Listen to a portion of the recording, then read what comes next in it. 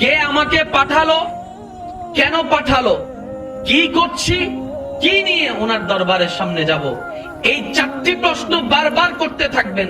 দেখবেন আপনার ভিতর থেকে এক অজানা মানুষ আপনাকে বারবার প্রত্যেকটা প্রশ্নের উত্তর দেখিয়ে দিবে, বারবার উত্তর দেখিয়ে দিবে। বলি সুবহানাল্লাহ। যখন প্রশ্ন করবেন কে পাঠালো, আপনার ভিতরের আত্মাই উত্তর দিবে আল্লাহ পাঠিয়েছে।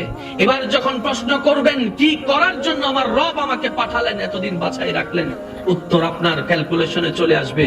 যখন প্রশ্ন করবেন কি করলাম এতদিন, কি করলাম এতদিন, কি করলাম এতদিন, তখন দেখবেন নিজের জীবনের সমস্ত ভুলগুলা, গুনাহগুলা একটা একটা চোখের মধ্যে আসতে শুরু করেছে, একটা একটা চোখের মধ্যে আসতে শুরু করেছে।